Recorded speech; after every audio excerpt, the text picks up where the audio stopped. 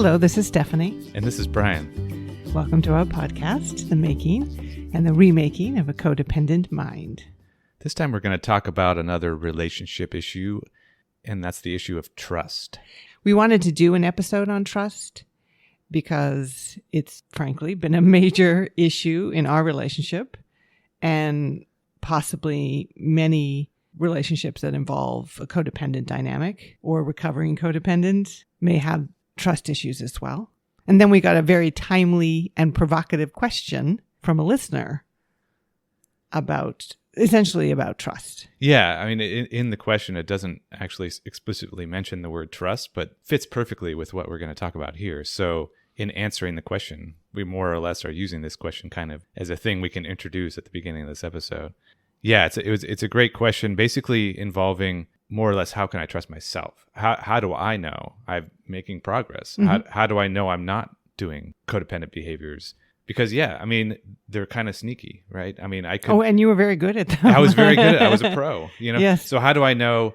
You know, he even mentions like the podcast isn't just some way to please you. Like right. I'm just people pleasing you, but I just found new techniques or something. That's a great question. And how do you know? And also, mm-hmm. How do I know? And how do you know? Right. That's part of it that is left out of his question. Really, is that there is another person in the equation or persons. So it's not just me trying to monitor it myself. Hopefully, you know, you have people in your life that can be helping you through this or should be helping you through this. Otherwise, there's no way to really even know. Really. If I'm just completely on my own and I'm not interacting with anyone, because codependency is an interpersonal relationship problem, more or less. You know? Right. If a tree falls in the forest. So those two questions really have come up consistently in our relationship. How do you know you're making progress? What does that look like and feel like for you? And how do I know that what you're saying and doing is a demonstration of your authentic self, of Jekyll, not Hyde, as we used to call you. Right. Codependent Brian and authentic Brian. Yeah. And when thinking about this whole issue of trust and doing an episode on it, it actually seems that really the codependent behaviors are dishonest at the core. And so if those are the dominant interactions and behaviors in a relationship, how can that be a trustworthy relationship? So we thought we'd talk about the ways in which trust has been an issue in our relationship. And again, it is very connected to the codependent behaviors. And the first one is this aspect of trust that involves honesty and truthfulness. Yeah. This is often the one that people go to first when they talk about... Right. Can I trust you? Are you telling me the truth? Mm-hmm. That's kind of the most common, I think. And this came up kind of explicitly when we got to the point where I was learning a lot more about your relationship with Jay. You know, I had witnessed actual interactions, so I had my own information as well. Mm-hmm. I wasn't just relying on you, but I also got conflicting information from you. Right. And I brought up that we were going to have to talk about the fact that early in our relationship, you seemed to be lying completely to me about Jay and the nature of that relationship, such that I didn't really know at all what I was walking into. Mm-hmm. And do you remember your reaction when I said that? Oh, no, I don't remember right now off the top of my head. You said, I never lied. Oh, right. Yeah, I do. And you said it believably. Right. Well, yeah, this is one of the things about honesty, right? I didn't even realize how dishonest I was. You know, it took it took well into this process before I realized about this reflexive dishonesty, because I thought I was telling the truth, but the truth in quotes that I was telling was wrong. So because I had written these stories, and then I, part of my validating the stories is saying them out loud to other people. So, but you were getting inconsistent stories from me. So like and 1 minute, I was observing things, right? Yeah, you're observing things firsthand, but then also 1 minute I'm saying, mm-hmm. Oh yeah, the relationship with Jay was fine, more or less, but you know, I just, you know, run his course, or more or less, kind of, you know. And then other times I'd be saying these horrible things about her if it fit into the particular conversation we were having. So we talked about it more, you know, over the course of, I don't know, weeks even, and you started to look at some of the past behavior, and I started to bring up examples, and you started to realize that you did lie. Yeah. And, you know, this kind of created some interesting discussions about conscious lying and unconscious lying, mm-hmm. because, as you were saying, it was so kind of reflexive for you So you did it on reflex. It wasn't necessarily that you were thinking about, I need to tell a lie here to get myself out of that situation. You just did it. It was just so habitual. And there's some people that will consider that just universally bad. Lying is always bad. Lying is always even abusive or destructive. For instance, we famously, Immanuel Kant, who's a moral philosopher, took that position. Lying is always immoral. Yeah. So he even has this example that people kind of struggle to understand. If you have a murderer knocking on your door and you're harboring and protecting a friend in your house from this murderer, and the murderer asks you if your friend is in the house, it's wrong to lie to the murderer. Right. A lot of philosophical debate has been generated by that example, and people take it seriously, but I'm not of that view. I do think intention matters in terms of the lying, and kind of how conscious it was and what it was directed at. And it seemed like, and it still seems like, that your habitual lying was directed at self-preservation. Yes. I did not see your lying. When I said that to you, it was not about, you're a liar. And right. You didn't tell me the truth, and I can't be in a relationship with you. It seemed kind of clear even then that your lying was similar to, there's a murderer knocking on the door. Uh-huh. Except that murderer is coming for you. Right. And the murderer is shame and fear, right? Yeah, that's a good analogy. And the murderer is asking, are you in there? Mm-hmm. And you would lie and say no. There's a better story to tell, but like that. Like it is born of shame and fear and protecting yourself, not controlling or manipulating me. Yeah. I mean, that being said, that's not attainable to continue in a relationship with someone who habitually lies. I mean, you can't do that. But interpersonal relationships have been so fraught for you that they became a source where you constantly felt you needed to lie. Well, I mean, this habitual dishonesty for me just started right from the start, I think, with my experiences with my dad and with G.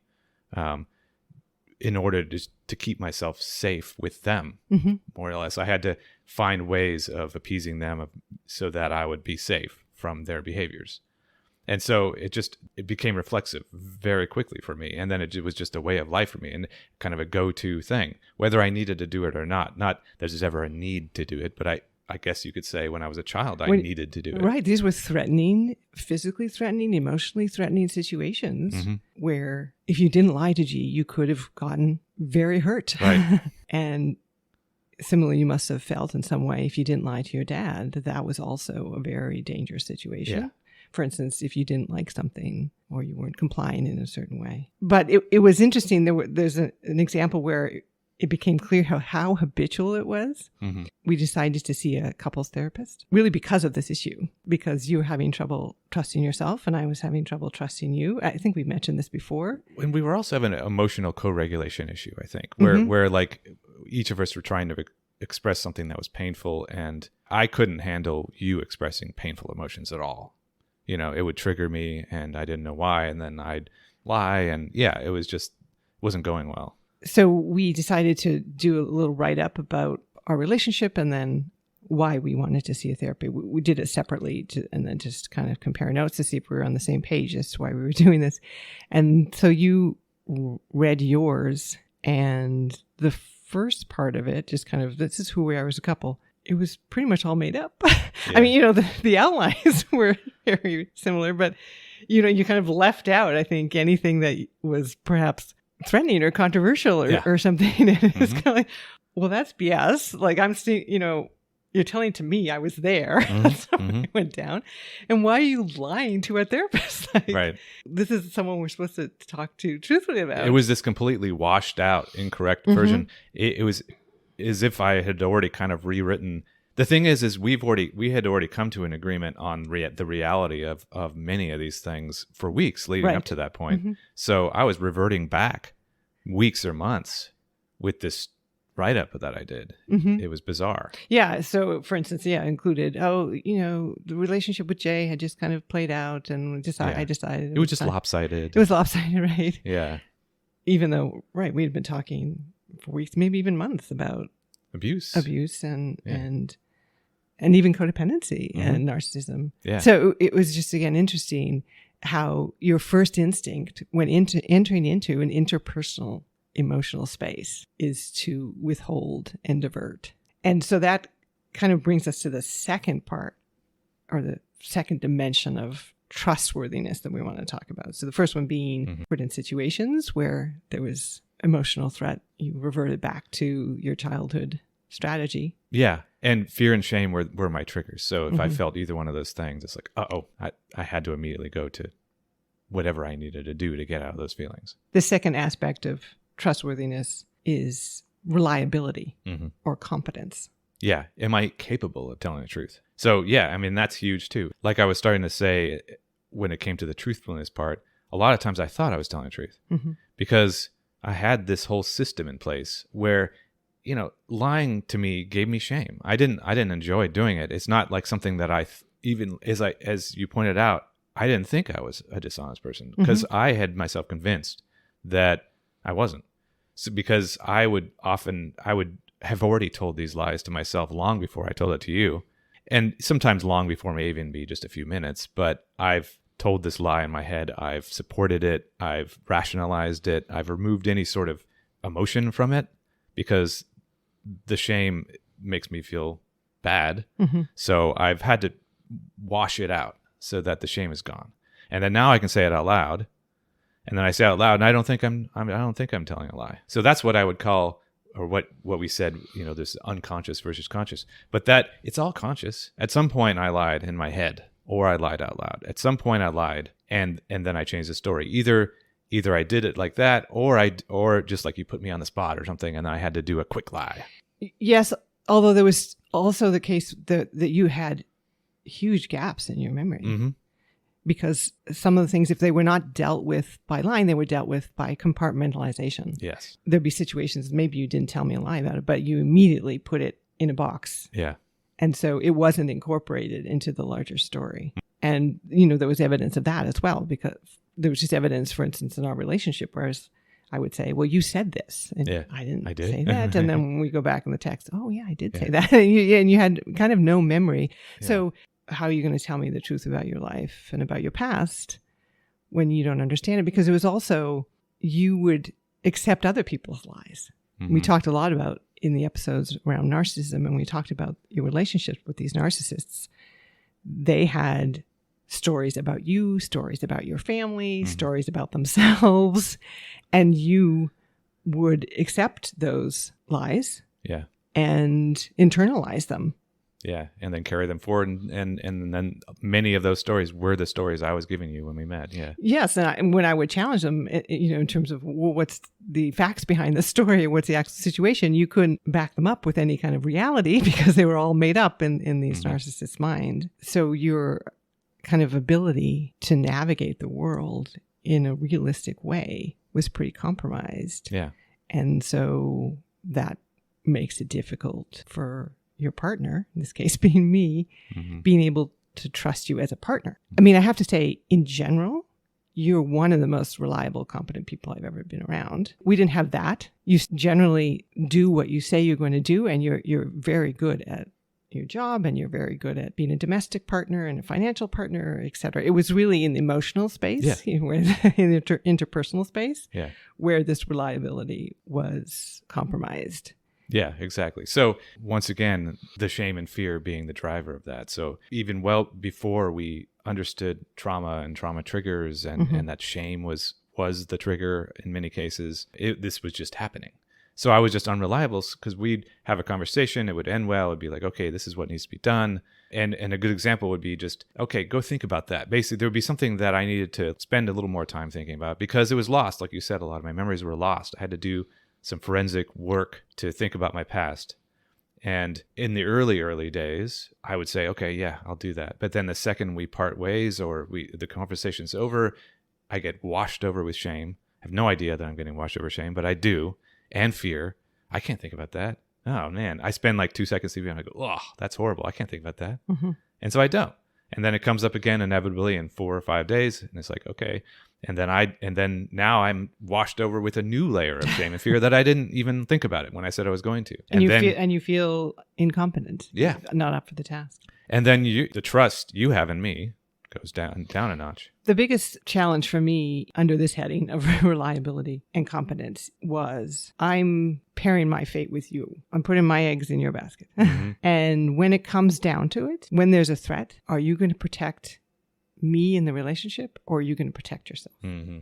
Yeah, that's a great way to put it. Because that's really what was happening with a lot of these lies. Again, you were protecting yourself, but you were doing that at the expense of me knowing the truth and of our relationship and our intimacy. Right. So it was, can I rely on you going forward that you will say, tell me the truth, even if it's shameful, even if it's scary, if it means saving our relationship and protecting me. Mm-hmm. That was the trust issue there. And the competence is, are you, even if you're willing and want to do that, tell me the truth. Are you able to do that? Yeah. Am I capable of it? And that kind of ties into the third aspect of trustworthiness that we wanted to talk about. Yeah. And that's, do I even know myself to begin with? Do I know what I'm working with? What am I being honest about? Do I know my wants and needs and desires? Do I know why I'm in a relationship? Do I actually agree with, say, the level of intimacy that we've agreed to? Right, because I saw you and understood at this point how you had taken on some of the narratives from your past relationships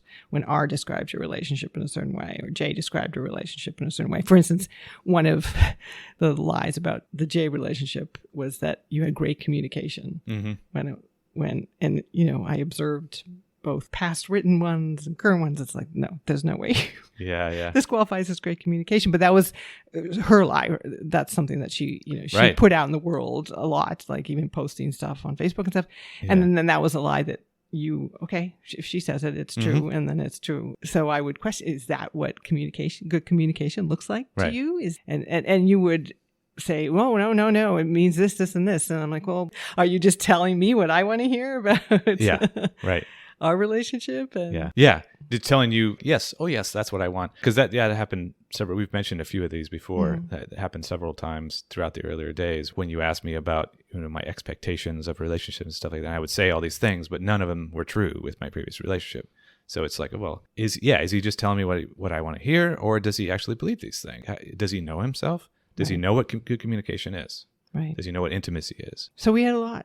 Yeah. We had on all three of those. Right. And this challenges. kind of cracked me up when I was thinking about these different types of trust. When I was taking my notes for this, was just like, wow, I fell short on all of that. We had a large hill to climb. We did. At the beginning of this. And just to go back to the listener question for a minute, how do you know and how do I know that you're actually making progress? Well, one, you were able to prepare for this episode without going into a shame spiral. I mean, I didn't see any shame, right? Well, that is a good benchmark. Mm-hmm. I mean, there's a lot of ways to know. Right. So how did we repair? Not that it's perfect right now. Right. It's an ongoing dynamic. Being trustworthy, maintaining trust, falling short of trustworthiness. You can both do it. Falling short on any one of these three. Falling short on truthfulness, falling short on reliability, falling short on knowing ourselves, but then repairing. So that's still happening. But as you said, in the beginning, we had a particularly big hill to climb. We, hit some pretty big barriers earlier in the relationship than was helpful. And then we needed to repair. Yeah. The first step in the repair, or a critical step, was coming to an agreement that this was an issue. Right. Did we both understand what it is exactly? So this is figuring out everything we're talking about in this podcast, more or less. What are the issues? What are the behaviors that we're seeing here? Is there a pattern? Do we understand it? Why is this happening? Where is it coming from? And are they connected to trust? So if we had stayed in that place where I said, we need to talk about the fact that seemingly most of what you've told me early on about this relationship with Jay was a lie, and you continued on your course of action saying, no, it wasn't a lie, or I didn't lie, then obviously we were going nowhere. Yeah. You needed to acknowledge the areas in which you weren't trustworthy. And that's hard because as you're saying, everyone wants to see themselves as a trustworthy person. So that was a somewhat difficult admission for you to make. Because I was not good at handling shame. I mean, my whole life, one of my go-tos was do everything I can to avoid it. And here we were starting on this road where I agreed to face it. more or less. I'm gonna try to get to the truth of every single situation I can think of, and try to make some kind of sense of it. And I have to just deal with the fact that that's going to make me feel bad. Which it did. Yeah. But you did it. You started, I mean, that was kind of the impetus, a major impetus for starting the journaling and the writing process that we've talked about, where you wrote pretty much every day, went back into the past, into this kind of forensic analysis of what you could actually remember, trying to dig up memories that you had compartmentalized and set aside, trying to figure out the through lines with G and your family and R and J, and do an honest accounting of who you were as a person and how you got to where you were when we started our relationship. And it was vital to have help with that. Because if I were to just been on my own trying to do this forensic and research and not having anybody to run it by, back to this how do I know thing, I mean, I had you to just check me on things. You would see inconsistencies and you would call them out, or you witnessed something firsthand, or you had a lot of stake in it. So it was very helpful. Plus, we had things like text records and things like that, where you would say, when you told me this, were you lying? And then I could actually read a text and go, wow, that one right there, that was not true. I must have been lying. Yeah. So I was able to see ones firsthand that weren't even ones that were coming from this, I wrote the lie first and told it later thing. That's like, this was like, nope, that was a real-time lie right there. And also, I think it was helpful, and we talked about this in the Healing Codependency season, to have someone that had a different perspective on the world. Because, like I said, you had internalized a lot of the lies that people had told you about yourself.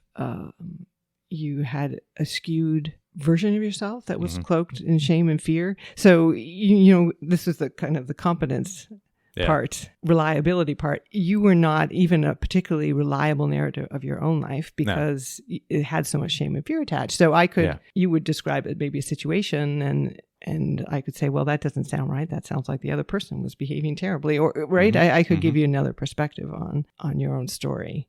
Yeah. It was really difficult doing this forensic research and having to reconnect the dots on so many of these things, because like you said, the shame and the fear completely diverted me when these things actually happened in various directions, in various ways, in some ways so severely that I just compartmentalized the situation immediately. And so it's almost just like I erased it the second it happened or something. And then other times I was able to access it if I had just enough information to go with. Or other times I learned enough about myself to say, this is probably what happens. And then once I sat with, yes, this is probably what happens. Yes, it was what happened. I can remember now. And all the way through that, you were exposing yourself to shame and to my judgment, even though it was very painful. It had a number of benefits. One, we talked about before, building up your shame muscle. Yeah. Making you feel more confident that you could handle the shame. And then in terms of exposing yourself to my judgment, telling me things that you've never told anybody, that you've never even allowed yourself to look at honestly because of the fear of what that meant. That's a tremendous trust building for me. That just demonstrates to me that you're putting the relationship and my needs for honesty before your own shame and fear, which is part of what I really needed to see. So even though some of the things that you told me might have felt shameful to admit, they actually made it easier for me to trust and to feel connected to you. Yeah, and it was a gamble for me because I remember thinking like some of this stuff is not going to feel good to say, and also, am I going to say it well? I had a lot of trust issues in myself. Yes. I already had almost no trust in myself before all this began. Once it did begin, it was almost like the more I learned, I had to take a few steps back downhill before I was able to climb again, because it was like, oh my God, I didn't realize I was so dishonest, and things like some of these things were so severe that it just gave me even more pause and like, this is going to sound horrible. Yeah, if I'm honest about this, you're who's going to leave? Me? I know, right? Yeah. Right. Yeah. But then the more I did face this stuff and the more we talked about it and the more I didn't die or whatever I thought my body was thinking was going to happen if I faced shame, I started to build trust in myself. And then as I started to build trust, then other things start to happen. I start opening up to other avenues of being able to approach all these things and just the relationship and then eventually emotions. So yeah, my emotions were still very dead.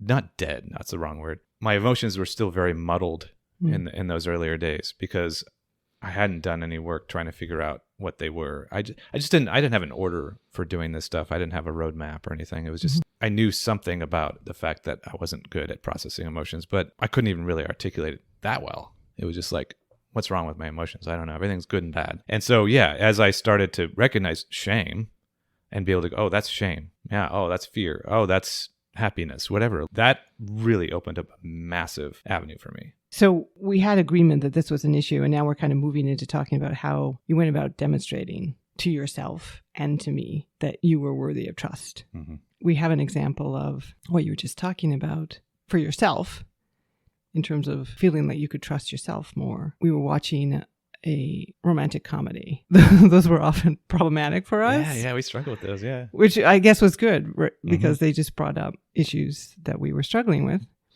And we had a really unsatisfying exchange afterwards in which you had kind of gone into a shame spiral and did one of these shame venting things where you kind of said something that was not very nice to me. Yeah. I mean, it wasn't like mean or cruel. It was just I was looking for reassurance and you offered me further confusion, sort of thing. Yeah, I just went straight to shame, and then I was just like fish flopping on the ground and like trying to recover and not recovering, making it worse. Like, right. Yeah. But anyway, do you remember when I'm talking about it in terms of the next day, how you process that? Yeah. So I remember being, and this is something I've done a lot, just where I was up most of the night thinking about it, which actually it wound up being a useful thing for me. So I get up kind of fresh and having kind of taken some time to think about it, which is the complete opposite of what I used to do. Like what I said earlier, just I would say, oh, I need to think about that. Nope, that gives me shame. I can't.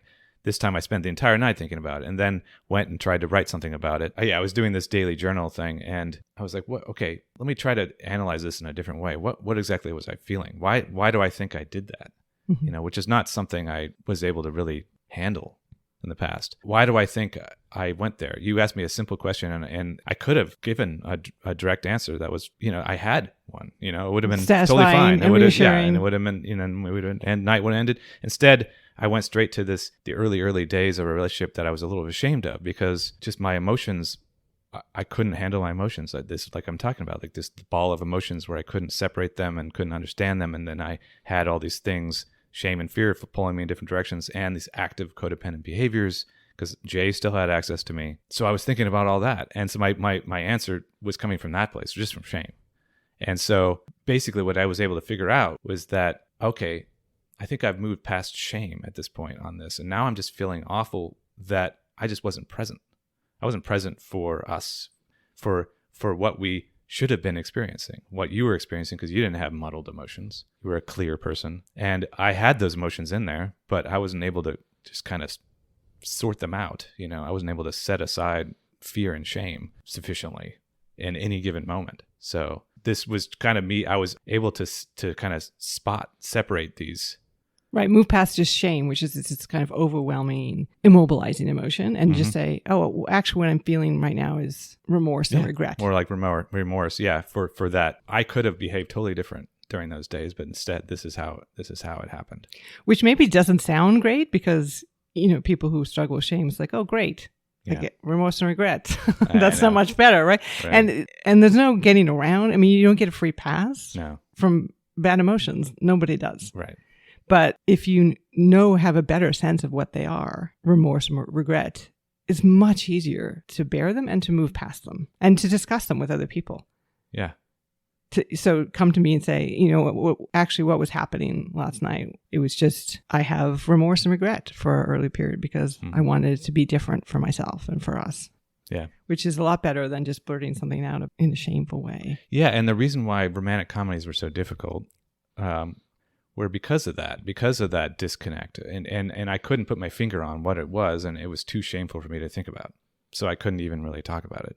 So instead, we'd have situations like this, where you'd ask me a question at the end of a romantic comedy, and I'd go into a shame spiral. So those kind of recognitions, internal recognitions that you made, would you say those were a large part of what helped you have confidence in yes, absolutely. the change? Yeah, because I really think that connecting to my emotions is what really set me on the path of being able to recognize all of these behaviors real time, or at least as quickly as possible as after they happen. In the earlier days, there was a much larger gap if we had a night like a situation like this or something. So I spent this entire night. Nowadays, if we have something where I get shame is triggered, I am much better at saying, oh, this is shame. Why? Why am I feeling this? Rather than trying to just kind of react to the shame and then figure it out later. So now it's like, oh, why am I feeling this? Oh, okay, it's because of this. Okay, now it's still painful, obviously. It's not good to feel remorse and regret, but the goal is not to not feel them and or to avoid them at this point. The goal is to interpret them. And so I feel like these emotions, the fact that I have and can process my emotions in a way that I've been aspiring to, it has had the effect of telling me that I'm on the right path. Because when I think back to the olden days of, say, like during the J relationship, during the R, I just had this general sense of, oh, I feel awful. Something's not right, but I have no idea what it is. It must be because I'm depressed or something, just looking for just some kind of explanation that had nothing to do with reality. I couldn't access my emotions properly and go, oh, I'm feeling anxiety because I got abused an hour ago. I couldn't do that.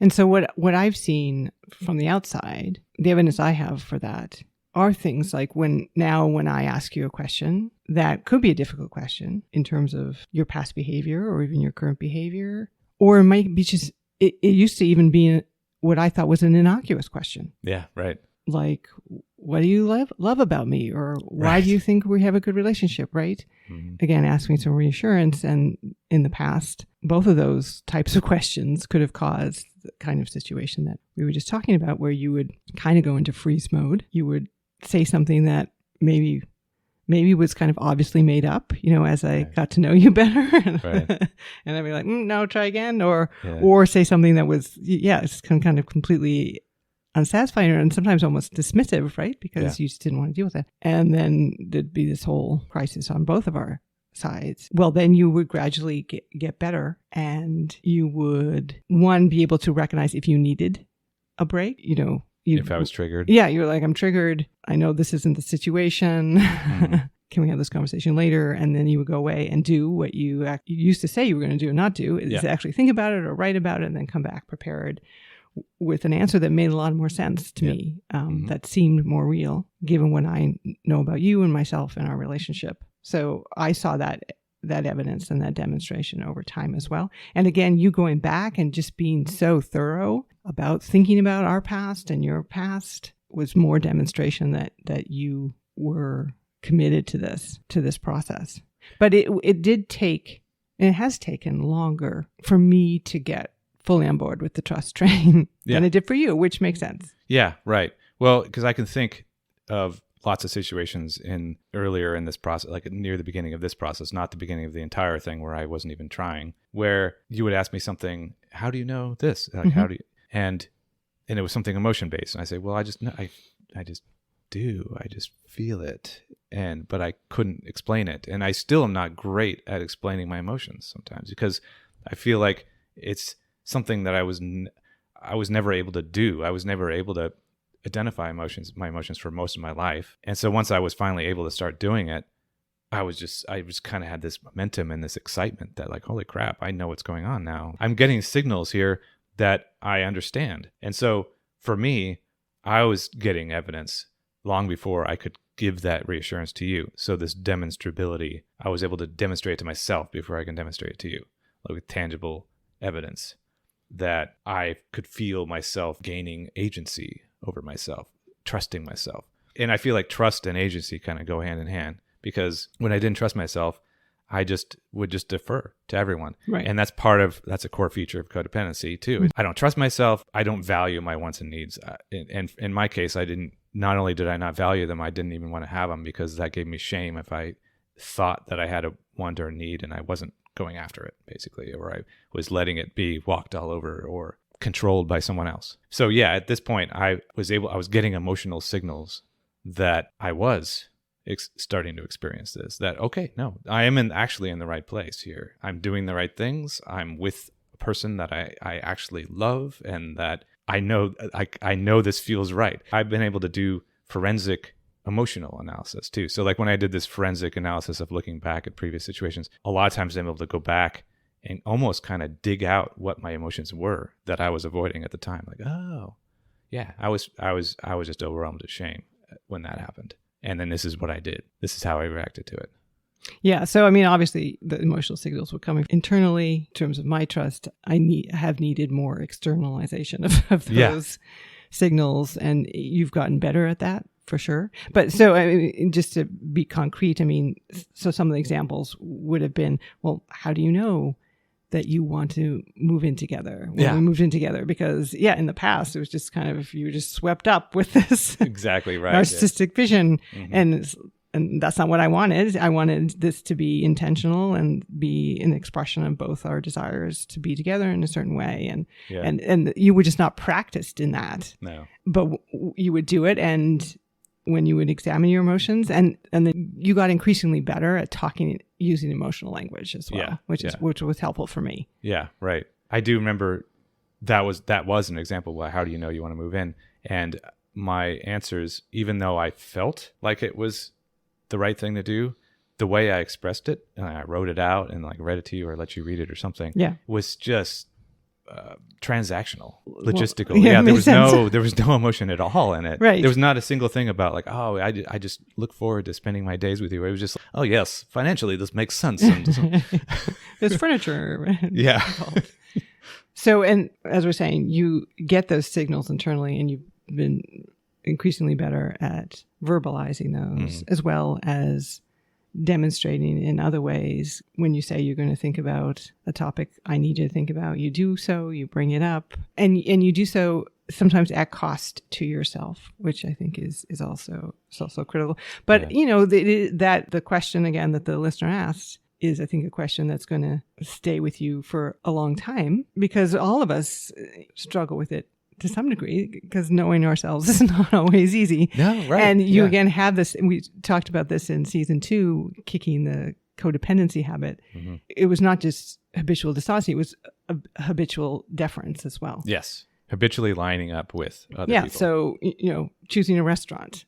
Do you actually want to go Italian, or you just like, if I want Italian, you're just, okay. Right. So, I mean, sometimes I think you have to push yourself a little more to make sure that you are honoring yourself and your own desires. Yeah, and actually, this is something we talked about in previous episodes. Also, the watching things like language, because those are a signal that maybe I am defaulting back to this powerless position. So it's not just important because it's like, oh, that sounds powerless.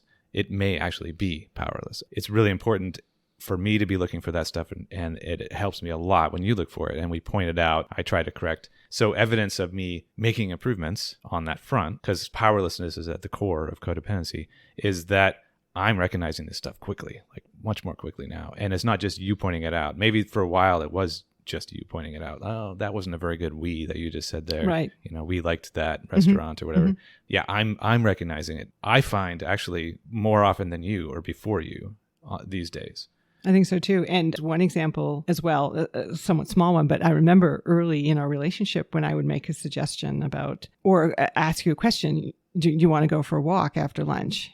And you would say, we could. Oh, right, we could. You did that a lot, right? Yeah, right. We could. And I'm like, well, I know we could. I was asking you if you want to. You don't do that at all anymore. Right, I can't remember that's the last true. time you said, you just answer my question. It was almost like you were stalling, like maybe you didn't I wanted really you to make the decision. I didn't want you to make me make the decision, Right. And then there was this kind of interim version of that where, okay, I stopped saying that we could, but I still said a passive, sure.